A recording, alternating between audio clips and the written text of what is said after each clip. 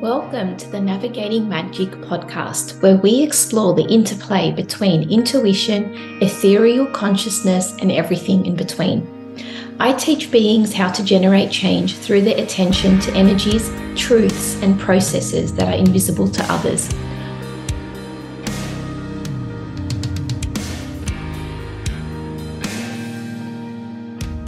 I'm your host, Natasha Andreo.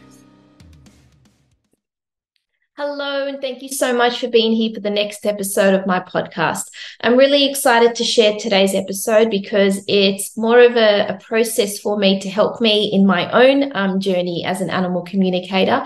And it is my hope and intention that you receive the insight and messages that grief can bring into our lives.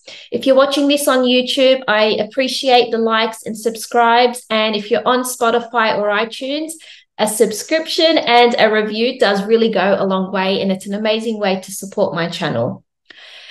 A few months ago, 7 to be exact, we lost our beautiful fur baby Romeo, and that's him right behind me here, always watching over me. And losing Romeo was one of the hardest things that I had to experience as an animal communicator, because in a lot of ways, I felt like a failure.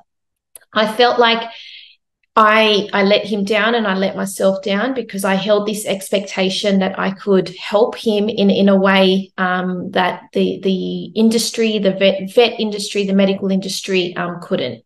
And losing him in the way that we did really took a toll on me. And I don't think that I processed it in the way that I would have liked to. And it's taken me months to actually come out of my bubble because of this process.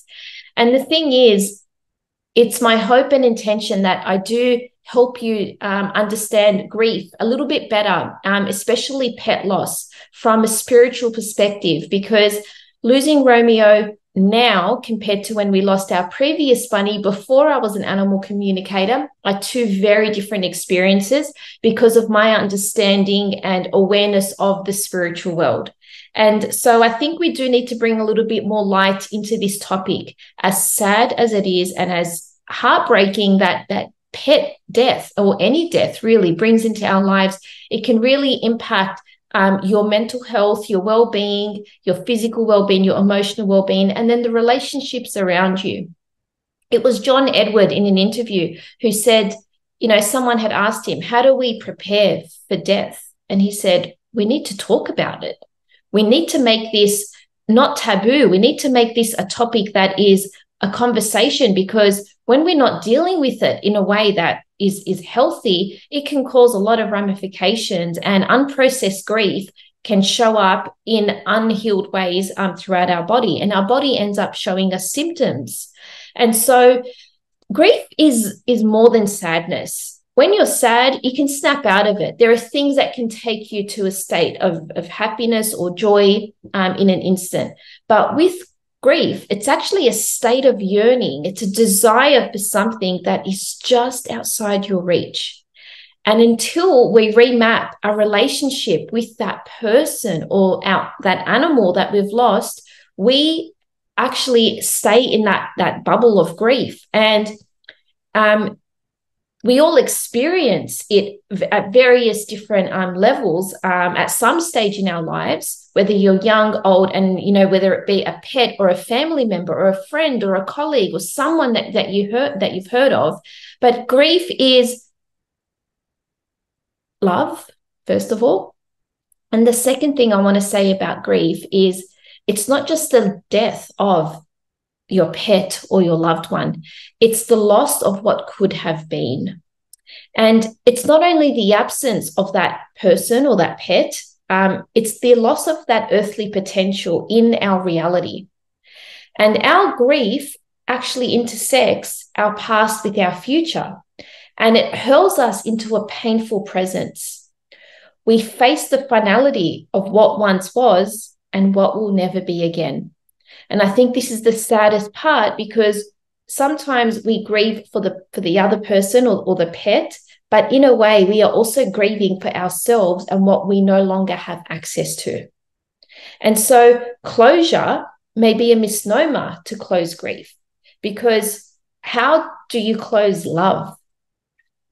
And I think receiving closure on the death of a loved one can be one of the most powerful and liberating experiences that you can receive. And sometimes it takes years. Sometimes we don't ever receive closure. And if you watched my last episode, you would have heard us speak about how we were asked to let Suti go. And even after she had crossed over, because her soul was still lingering with us. And we didn't want to. That was the most painful experience to have, because we don't want to let them go. And so putting this closure back onto you, because if it's your experience of what could have been, is really important. Grieving the loss of expectations and plans is just as important as grieving your pet or another person. You need to feel it all. You need to honor it. And there may be a worldly better place because, well, your world is now a better place because your loved one was in it. And that when you think about it, when you flip that perspective a little bit, it does help you appreciate what you have experienced with your pet and your fur baby, or your family member in this case, because grief, there is no separation of grief, whether it be a human being that you've lost or a fur baby. And if you're listening to this podcast, I mean, I'm going to make that educated assumption that you're here because you love animals and you have pets yourselves, and you understand that sometimes our pets, the love that we experience from them cannot outweigh the love that any other person can give us. And so what you do with their memory can be a life-changing opportunity for you. And this is where I'm going to invite you to, there are some, strategies that you can implement in order to bring their memory and keep their memory alive.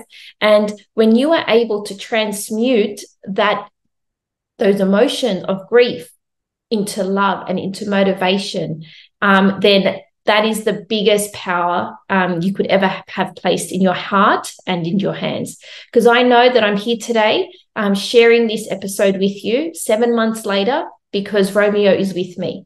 Only today I was driving home after teaching all day, and a car, a blue Alfa Romeo, literally, I'll post a photo of this on Instagram.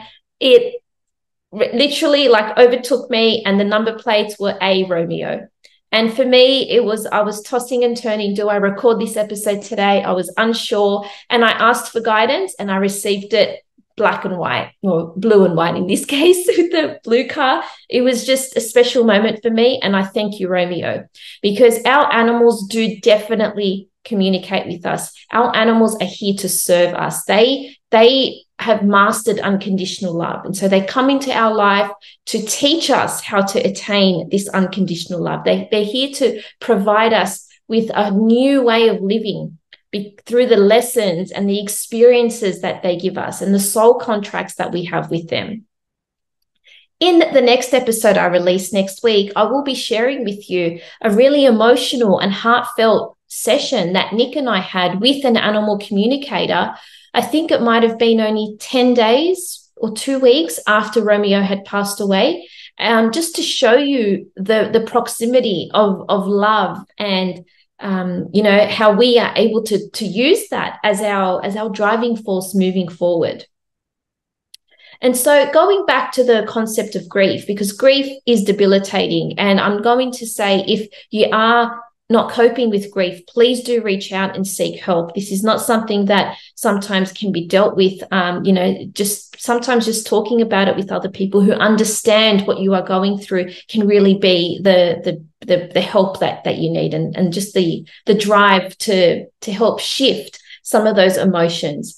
Now, grief can be likened to, there is a thought experiment that, imagine you're very thirsty. So it's a really hot day. We've been having some beautiful days here in Sydney, and it's just beautiful sunshine. Just imagine a really hot day and you are extremely thirsty.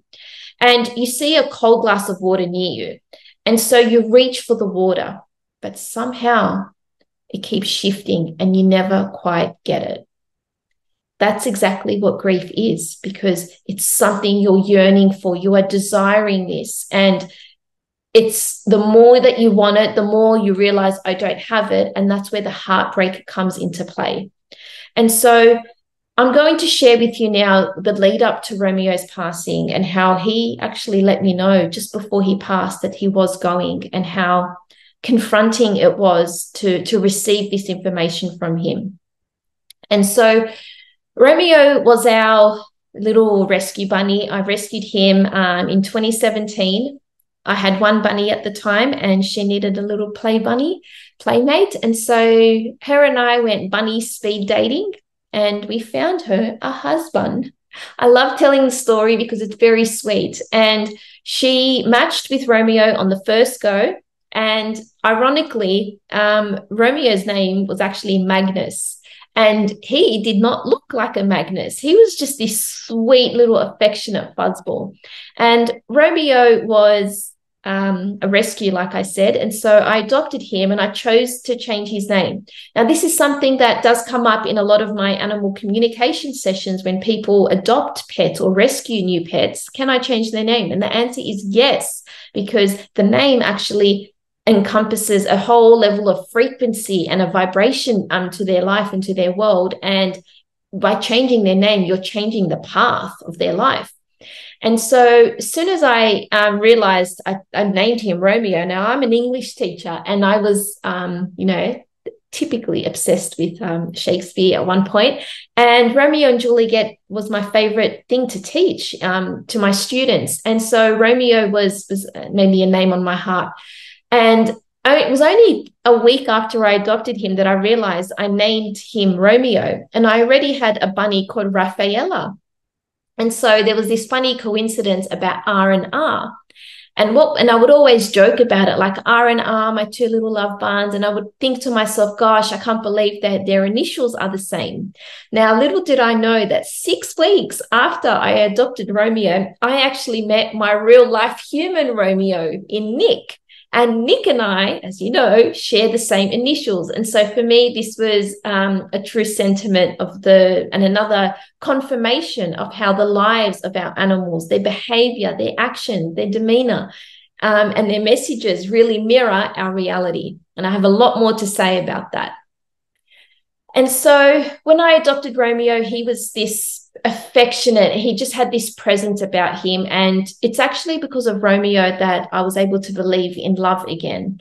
I would see the way that he would interact with Rafi, and it was just so cute and snuggly. It would just melt my heart. And the fact that I met Nick 6 weeks after I adopted him just showed me just how powerful the love of an animal is in our lives.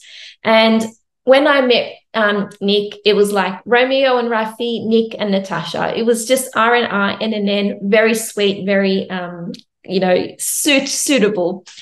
And so Romeo, I've had him now for 7 years. And Romeo was the one bunny that unfortunately was sick often. And he had, because he's a mini lop bunny, he was a cashmere mini lop. That's why he's a furry fuzzball. He had the droopy ears actually can cause a lot of wax buildup in bunnies because the wax has nowhere to go. And so he did develop a cyst in his ears. Now, because of his age, and bunnies are so fragile, as you might be aware or not. And so surgery was, we're trying to avoid that because it's such a big risk for him. And Romeo was at our wedding with our other 4 bunnies, or 3 bunnies at the time. 4 bunnies were our little ring bearers or paw bearers. And there's so many instances over the years when the timing of Romeo's sickness was always reflective of what was going on in our lives. There was one time where we were supposed to go away on a road trip up the northern New South Wales coast for 2 weeks, and he literally got sick the day before we were meant to leave, and he was hospitalized. We cancelled the trip. And this is where I'm going to encourage you to start noticing the nuances between your animal's behavior, the times they get sick. And I really want you to put up a mirror and ask yourself, what is this animal trying to teach me? What are they trying to show me? What are they trying to make me become aware of? And for us, maybe we shouldn't have gone on that trip. It's really important that in life, in circumstances, that you really are noticing where the resistance is and stop fighting the resistance, because we need to let go. There are energies in the universe, there are invisible forces working for us, not against us, but we just need to pause, stop the noise, and listen and go in and follow those prompts. And this can sometimes be a little whisper, or sometimes it's loud and clear. And in this case, it was Romeo's illness. With another time that Romeo was sick was we had just moved in with my mother-in-law, and we moved on the Friday or the Thursday, and he got sick on the Saturday, like 2 days later. And the thing is, your animals, they absorb your stress.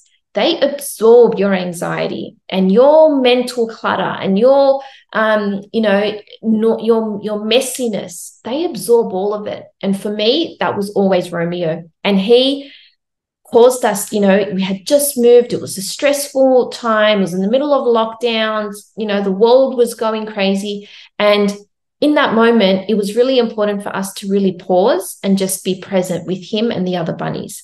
Now, at that time when Romeo got sick, this is back in 2020, he had developed a kidney issue. He had elevated kidney response in his blood tests, and it can be a serious problem in bunnies. And so the vet had called us and said, look, we're going to, he spent 3 or 4 nights at the hospital, which is a long time to be without your fur baby. It's really heartbreaking because you just want to help them. You want to be with them. You want to cuddle them. And he spent 3 or 4 nights there, and the vet had said, tomorrow morning, we're going to do a blood test. And so we need basically the outcome of that blood test is going to determine our next result, our next, action. And so at that time, I was doing a lot of energy work. It's because of Romeo that I learned Reiki. I didn't learn Reiki to work on humans. I did it to work on animals. And I was doing the emotion code with him, and all via distance, because energy transcends time and space. And so it was that night, Nick and I sat down. I said to Nick, we're going to do a meditation and we're going to send Romeo healing light. And it was as simple as that. And I remember the phone was on the couch, or may have been on my lap, and I was laying down and we were listening to the meditation. It was a healing meditation. And out of nowhere, the phone, it was like, I've got an Android phone. So Google Assist said, I'm good, thanks. How are you? And Nick and I freaked out because we knew in that moment that was Romeo communicating to us that he was okay.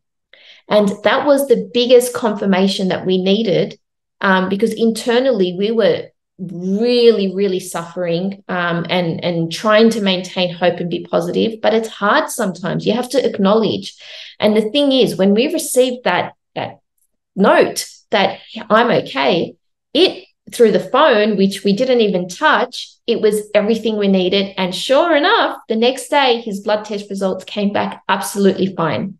And so it was a moment of learning and experience where you really go, okay, there is something here. Spirit loves to use technology. Spirit loves to use animals and butterflies and dragonflies and other insects and birds to send us messages. And so I have made it my mission to understand these and to explore these at a really deeper level. And so ever since then, Romeo has been okay. When we got married, I did a lot of energy work so that none of the bunnies did get sick. And I actually, believe it or not, by working on myself, I was able to help them because, like I said before, your animals actually absorb so much of your energy. And so I did everything in my power to maintain my energy. And the more I worked on me, the better they got. And so we had a long period of time when none of the bunnies got sick. We've got 5 bunnies, and they're so fragile, they're so vulnerable. And so we stay on top of it. And I think it's a testament to the work that I do with them, constantly assessing my energy, and then I'm assessing their energy. And so we got married. Romeo was our little pallbearer. It was a really special day. You may have seen some videos and photos on my Instagram. And then towards the end of last year, it was the end of November, early December, we noticed Romeo his behavior wasn't normal. And so we did take him to the vet for a checkup. And it was at this checkup that the vet was, through an x-ray, was able to determine that the cyst in his ears has actually moved and it's now at the base of his skull. And whether they were connected or not, but his kidneys were now, he was in kidney failure. And he had not kidney failure, he'd actually had kidney disease. And so we started him on some really high strength medication. And so he became a little bit more vulnerable. And I remember when the vet every, day would have to test his blood test results. And I remember doing so much energy work that in my mind, I would send his blood, the energy, and I would send his blood the outcome that I wanted. And even though the vet was trying to tell us, it may not come back based on his behavior, based on, his demeanor, it may not come back positive, it always did. It always came back with the outcome that we wanted, because I was doing, like I said, I've taught myself how to do this technique.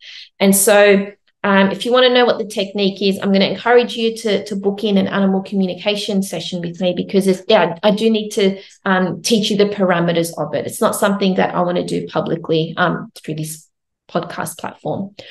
And the vet did scare us at one point, and just said, you experience Christmas with him. You're going to have, a few more, you're going to get more life out of him, but he is a bit more vulnerable. And so we're very careful, but I basically, through my understanding of the universal laws, I was able to go to that dark place. It's really important that when your pet is sick, or when they're an elderly pet or an aging pet, that we sometimes block things out. And I'm sorry to say this, but when you block out things like this, you actually give it more power.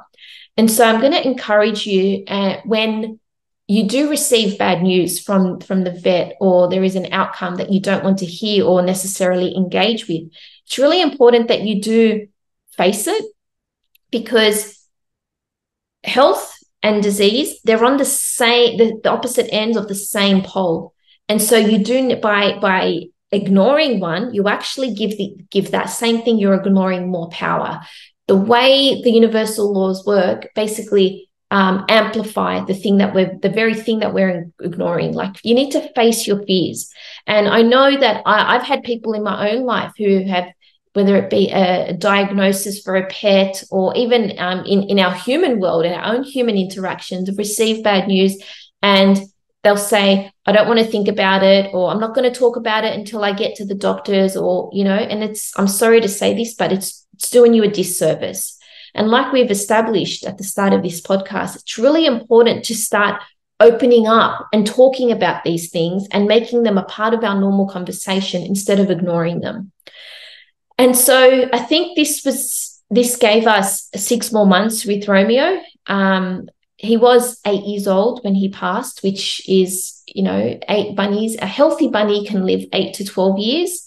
And so for me, that felt like an accomplishment. I know that if I didn't rescue him, he wouldn't have had the experiences and the life that he had with us, because your animals do choose you. And I thank you every day, Romeo, for choosing us to be your humans. And so we had moved homes over the New Year, over Christmas, and we got to March. Now, what was interesting about March of 2023 was the energies were starting to get intense. Now, I'm an astrologer, and we had 2 at the time, major planets changing signs. Now, whenever a planet changes signs, it's going to bring change into our lives. And depending where in your natal chart this planet moves, it's going to basically light up that part of your astrology chart, or your real estate, astrology real estate. There are 12 houses, 12 different focus areas. And where the changes take place is like an indicator. It's a bit of a sign, a bit of a roadmap. This is just, this is the area of your life now that we're going to be focusing on. And so I remember vividly when Saturn, who rules time, who rules death, restrictions, boundaries. When Saturn moved into Pisces, which is my 6th house, the 6th house is actually a focus area of that is small animals, pets, your work, your day-to-day life, and your health.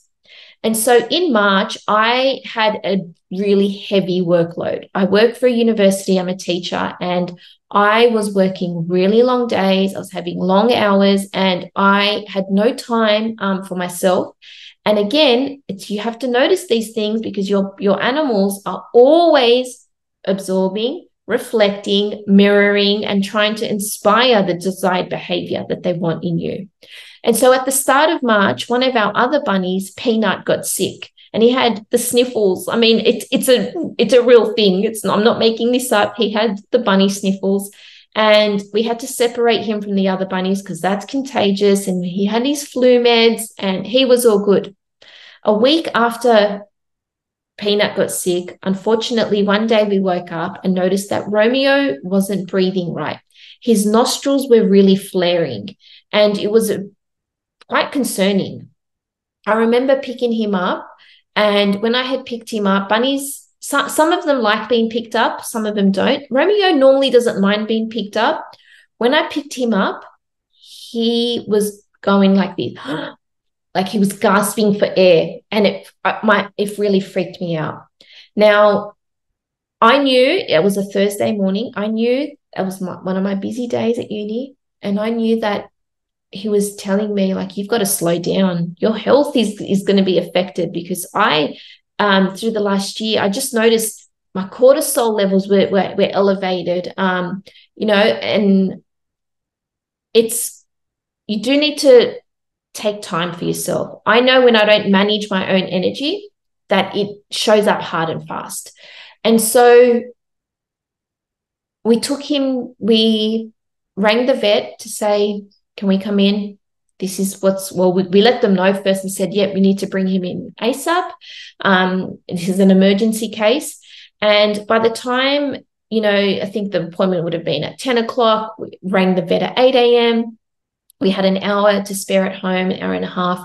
And so I remember placing Romeo down on the floor and he ran to the sliding door, and we have these vertical blinds. And he stood right in the middle of the vertical blinds. And when he stood in those vertical blinds, I was trying to manage my energy. And as I was doing some deep breathing exercises, he stared at me and he communicated something to me that I haven't shared with anyone yet.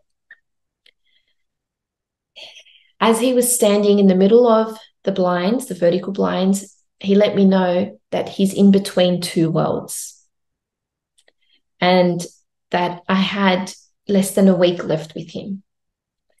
Now, at the time when I received that information, mentally, logically, I go, no, I'm not accepting that. My mind's making this up. This is bullshit. No, I don't agree. I'm not there. I'm going to ignore this because our ego needs to make sense of what's going on. And obviously that's a painful thing. I don't want to experience this pain. I don't want him to be in pain. And so I shut out that thought.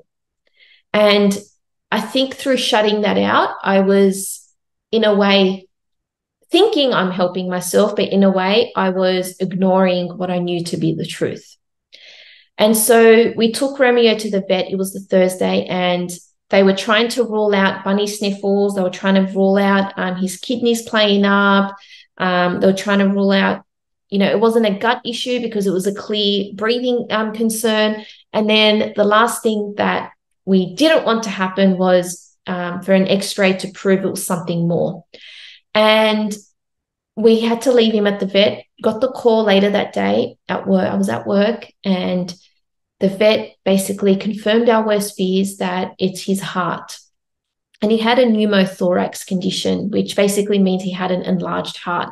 And this is fatal in bunnies. I know earlier this year, there was a really famous Instagram bunny called Mr. Bigglesworth. He's from Melbourne in Australia. And he actually had the same condition. And they spent thousands of dollars getting him the top treatment. And unfortunately, he didn't make it either. And so Romeo was diagnosed with this, and the vet just said he has an enlarged heart. Now, I, being the animal communicator that I am, always interpreting the symbols and signs around us, I just couldn't help but laugh in a way at my own misery, just reflecting how, of course, Romeo has an enlarged heart, because that's what he's done to me. He's made me, he opened up my heart to love and to a world that I didn't know existed. And so it was really hard to receive this diagnosis, and the vet let us know how serious this condition was. The vet didn't indicate that we would, lose him overnight per se, but she did say that it's, and we go to the top vet specialist, rabbit specialist in Sydney, and she just said he's in a critical condition. No startling moves, no stress to be imposed on him. He needs to be really, in a stable state condition. And so she wanted to keep him overnight, and we refused. We said, no, we want to take him home. We're happy to bring him back the next day, but we want to be home with him. And so we brought him home overnight on Thursday, and we placed him separately to the other bunnies, and we didn't want him to be alone, so we placed Luna with him.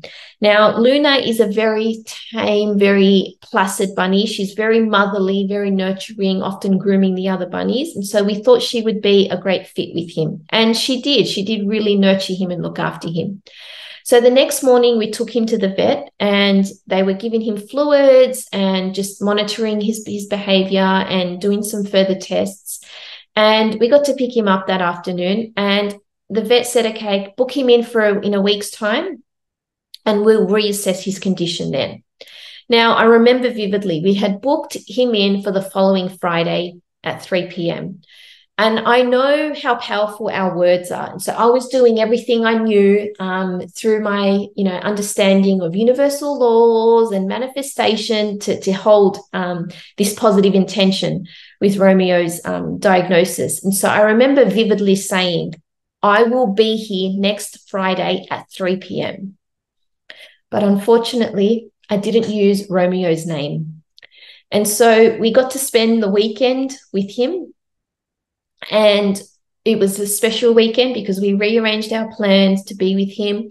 And I went to work on Monday, and I remember feeling like absolute crap for going to work. I felt guilty.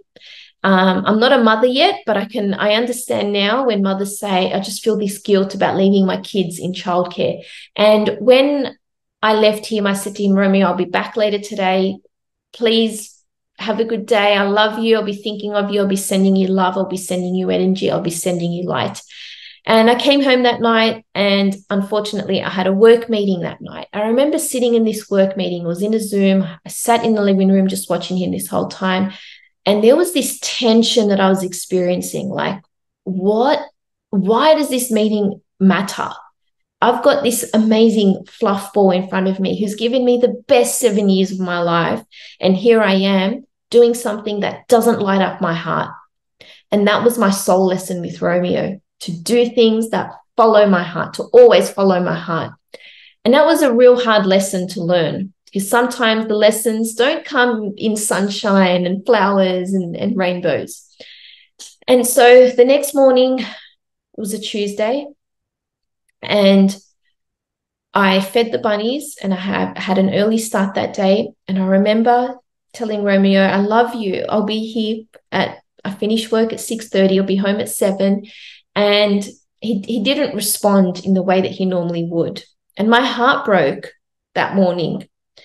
When I left home that day, that was actually the last time that I saw Romeo alive. It was really, I'll never forget it. I'll never forget the last moments I had with him. I'll never forget his smell. I'll never forget the way when I would give him rosemary, parsley, and mint, how the herbs would just make him smell like flowers. Don't ask me how, but there's something in giving bunnies those beautiful herbs that just makes them, their smell is just the most heavenly smell ever. And our sense of smell is actually connected to the limbic part of our brain. And so obviously I will never be able to forget that last memory I had with him. And I remember driving to work that morning, and I saw a number plate that had D33 AD, and it was like dead. And it was like I was getting these signs. And throughout the whole day, Nick stayed home with him. He was fortunate to work from home and teach his students online. I just felt sick in my stomach all day. It's like, you're not the same person, and when you do have a sick pet around you, it's not easy to experience life and to do your normal routine whilst they're in pain, because you just want to alleviate and take away their pain. And so I survived the day. I got to my last class. I started my last class at 5 p.m. And I remember calling Nick just before my class started, and he said, "Oh, you're not going to believe it. Romeo jumped out of his cage and he ran to the garage door."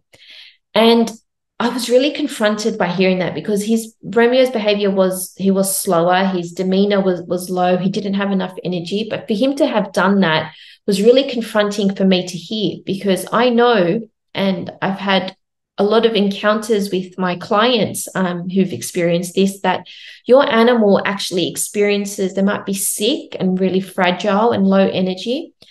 They actually experience a spout of energy just before they pass. And this is actually to help their spirit move on. It actually helps their spirit leave their body. And so when Nick called me to say that Romeo ran to the garage door in the living room, my heart broke. And I didn't want to say it, didn't want to be confronted with it, but I knew that that was Romeo's way of letting us know that it's happening. His spirit is going to leave his body. And so when I started my class, it was ironic because the class was supposed to do presentations over 2 weeks. And the way that the structure of this class, I had a lot of flexibility with the way that I could deliver it. And the students actually asked if they could present the following week. And so I said, yes, sure, that's fine. And I remember telling the class, okay, there's a reason that you're presenting next week. And this is why your words carry weight. Your words manifest. Your words have so much power.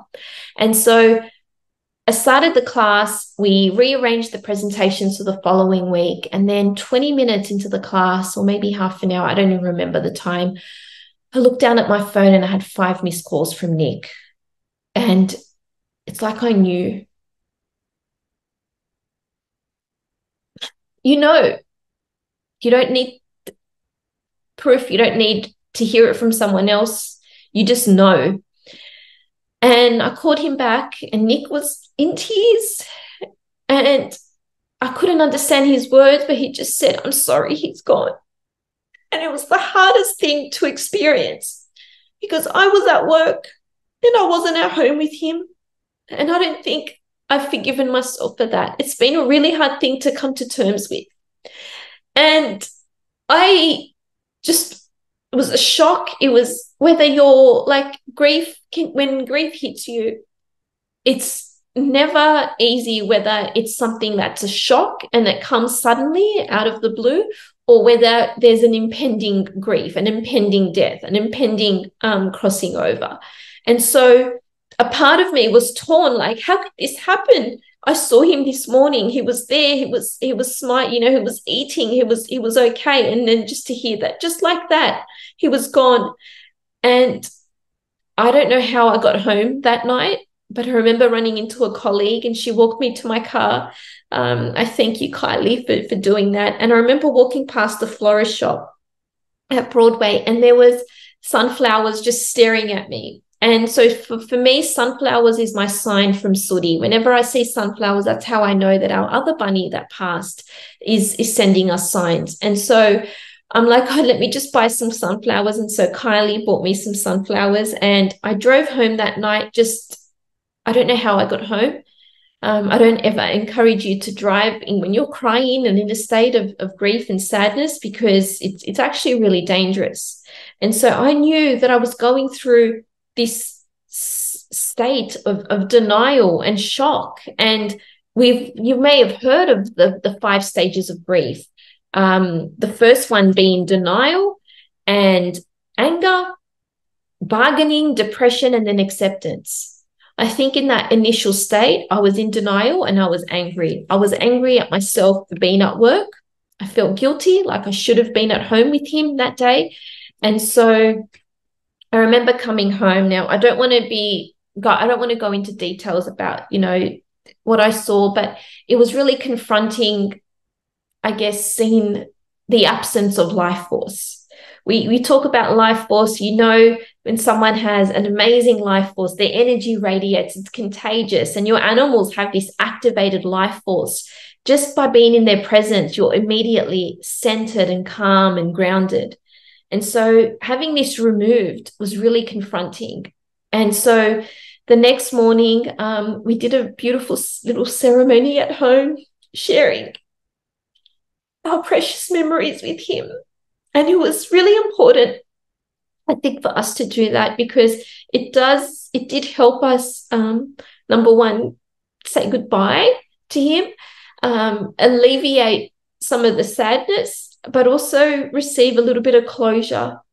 And so with bunnies, you actually have to leave their body out. And so to help the other bunnies come and say goodbye to them. And so I remember just feeling the sadness of the other bunnies, sniffing him, grooming him. And you're supposed to leave his body there for as long as possible. And the other bunnies will basically hop away when they're ready. Because too often, when you have companion animals and they've lived together for a long time, we're too busy thinking about our own grief and we forget their grief. And so it's really important that you give them the opportunity to say goodbye as well. Now, I know as an animal communicator that Romeo would have told them that he's leaving. And, and I know that there are many, many instances in our home and household where there's been signs that he's around, and I still hear his pitter-patter. I still receive, a whiff of his smell and all the beautiful signs and symbols that I need to receive from him. But I want to assure you that your animals communicate to each other and they pass messages on to each other. Your animals are the OGs of spirituality. They know it all. They experience it. And so seeing them say goodbye to him, I think that was sadder to witness than it is thinking about myself, because all I could think of was how they're going to cope and how they're going to cope with his loss and his absence. And so this was now the Wednesday. We placed Luna back in with the other bunnies in the playpen, and the four of them were, I guess, every time we'd walk into the living room, they would stand up. It's like they're looking for Romeo. They know that there's one missing. And we got to the Friday and I'd gone back to work straight away. And again, this is a guilt that I'm experiencing because I just, pet loss, you really need to take the time to grieve. You're in a bubble. You're not in the same state. You're operating from a lower vibration. And I didn't give myself, I thought, from a logical perspective that it was okay for me to go back to work, that it's going to distract me. But it's so important to go to your emotions, to actually feel them instead of numb them. I mean, people find many ways to numb their emotions and pain, whether it be drugs or alcohol or addictions. And I guess for me, it's work. It's how I cope. And bringing that to my awareness has been a real learning curve for me, because it's helped me put up some boundaries moving forward. And I have Romeo to thank for that. And so we got to Friday, and then we noticed that Luna, the bunny that we placed with Romeo, she wasn't eating. And bunnies are grazers. They're like cows and sheep. And so they need to eat very often, almost like 24 hours a day. They need to have access to food. And so for her to not eat was serious. We knew that this could, lead to other serious problems. And bunnies, like I said, they're very fragile. And so we did all the remedies at home to try to boost her appetite. I tried to do energy work, but I didn't think I had it in me because I myself wasn't in that state. It's really important as a healer that you understand that when you are not in that state of flow, in that blissful, energy state, You cannot give of something that you don't have yourself. And so we were avoiding going to the vet. We don't want to make the call. Don't want to go. That's the last place in the world I want to be. And then it got to about 11 a.m. and Nick said, Tash, I'm going to make the call. We need to go in. And so we rang the vet. We let them know. And they said the only available appointment was 3 p.m. And that was Romeo's original appointment. And I was really upset at myself at that point, because I remember when I set the intention, and this is why I teach my clients, your words are so important. Your intentions matter. Your intentions can be thoughts or words you say out loud or things you write down. Don't ever underestimate the power of the word.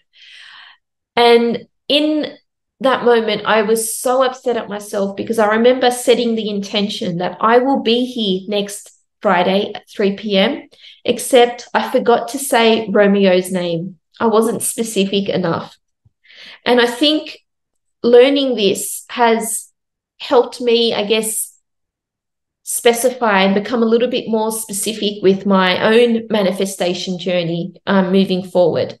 And at that moment, I was dealing with Romeo's passing, and at the same time, dealing with Luna, who was now sick. And so we went back to the vet, and I remember our vet, Dr. Tegan, looked at us and just hugged us, because she had treated Romeo over the years, and it was just the saddest thing. And I remember looking at her and said, this was Romeo's original appointment. And she looked at me and said, I know. And I think a part of me just wanted to express that maybe it was Romeo's way of telling us that he's still with us. And when the vet assessed Luna, this is the saddest thing ever. She was actually diagnosed with grief. And that's why there was no other explanation for her inability to eat and why she was low in energy. And it was just a real confrontation to the fact that I hadn't processed my grief in that initial shock. To go back to work straight away was not healthy for me, and to ignore what I was feeling. And Luna's behavior was actually mirroring that back to me. And I think this is a really important talking point, because sometimes when people have pets pass away, we don't know what to say. We don't know, whether they want to talk about it or not. And I think being just present with other people, with even people who have loved ones that have passed, sometimes just thinking of you is one of the most beautiful things to say. And it was in that moment that, there's this realization that grief is like a phantom limb. You may have heard this is actually a scientific phenomena, where people who've had their limbs amputated still feel that part of their body. And when we think about grief, it is like a phantom limb, because we can still feel like that part of us is still there, but they're not there. And I think it's the absence of that which causes us to distance ourselves from other people. And I think that's what happened to me in months, even after Romeo's passing. And one thing that I can say and confirm is that, those that we have lost become our guiding steps, our shining stars, and they continue to send us signs. And they are leading us to where they are patiently waiting. And so the Rainbow Bridge is a place where I wish we had visiting hours for.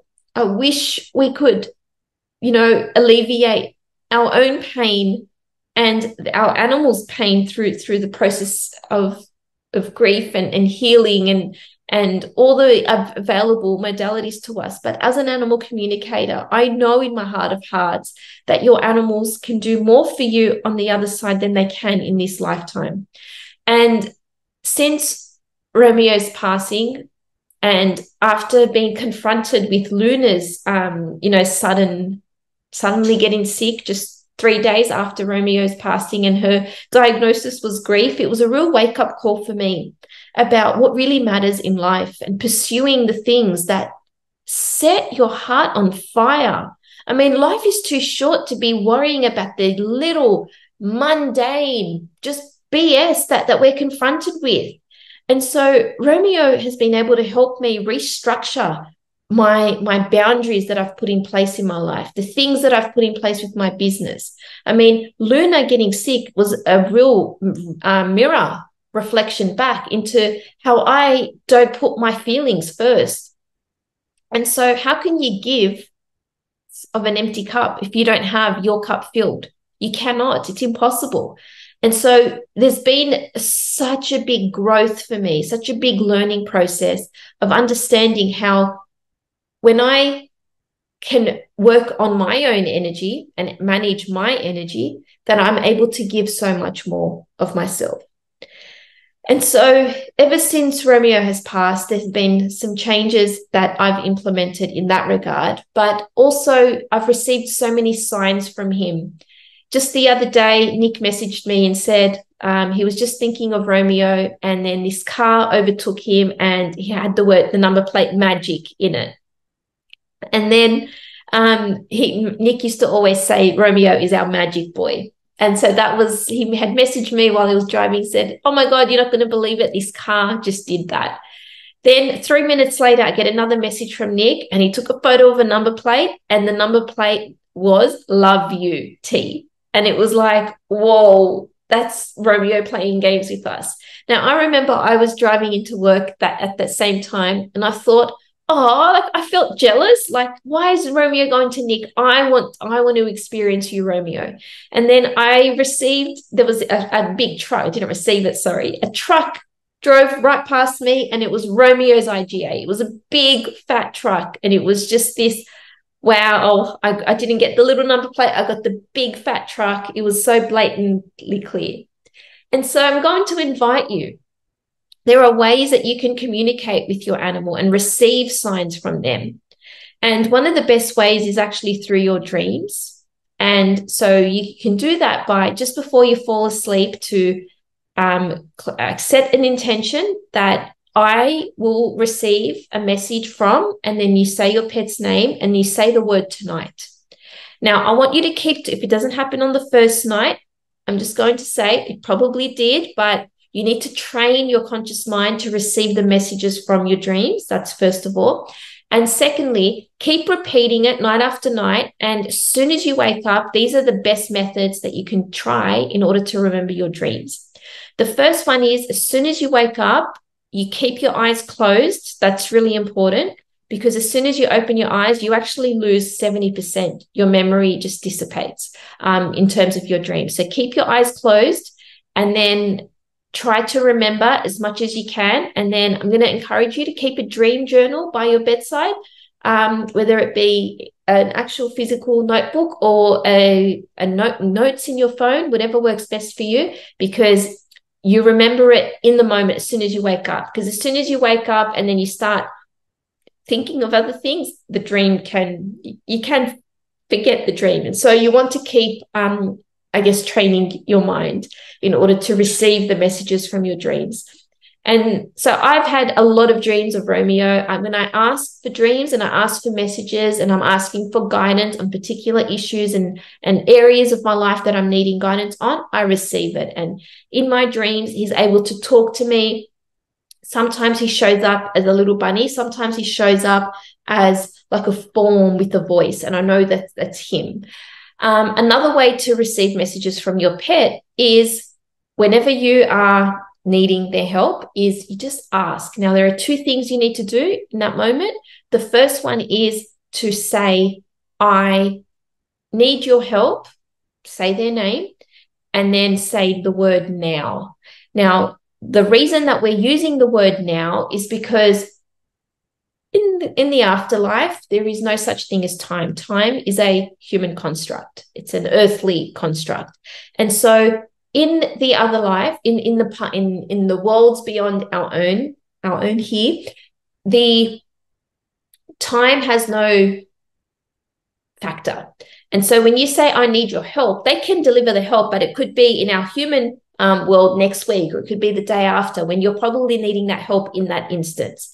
And I can't tell you the amount of times that Nick and I have tried this randomly, and then you will receive a butterfly, you'll receive a bird, you'll receive a message. You might overhear a conversation, a song on the radio comes on. There are many, many ways that we can, receive these messages. And so it's really important that you are attentive to what's around you. Sometimes I've even taken it to another level where I ask Romeo for guidance on a particular concern or issue, and then I receive the information intuitively. Now, when I receive the information, and I'm going to encourage you to try this, it's so important to trust the first bit of information that does come through.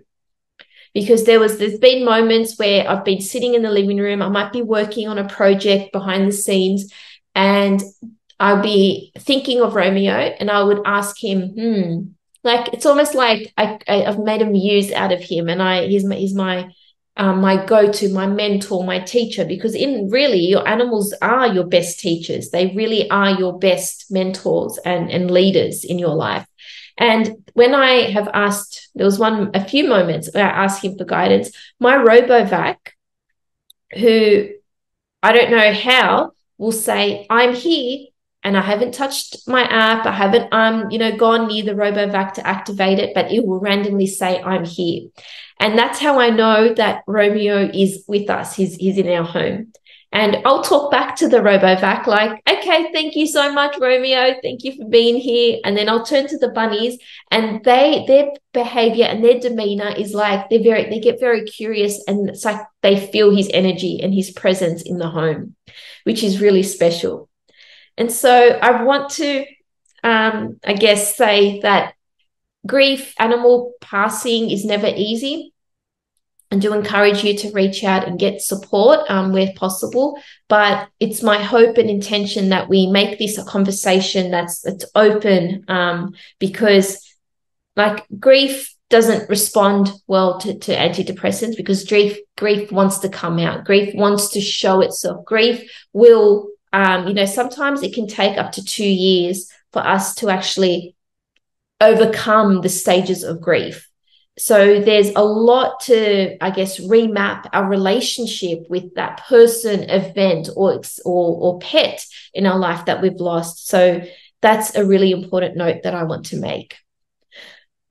I really thank you for listening to this episode. I encourage you to reach out. I would love to hear your stories. It's my favorite thing, connecting with animals. They have so much insight, so much awareness. And I'm going to encourage you to stay tuned for next week's episode, where I'll be sharing with you our interaction with Anna Marie Ellison, who connected with our Romeo in our raw and vulnerable state just after he'd passed. Thank you so much. And until next time, all my love. Wherever you're listening from, if you can give us a review and a 5-star rating, that would be so helpful in supporting this podcast. If this episode lights you up and inspires you, then please make sure that you share this podcast and make sure that you tag me on Instagram. I am beyond grateful and so blessed to call this work. It just means so much. Together, we will learn and grow. Staying anchored in your heart means staying anchored to your humanity. All my love, Natasha.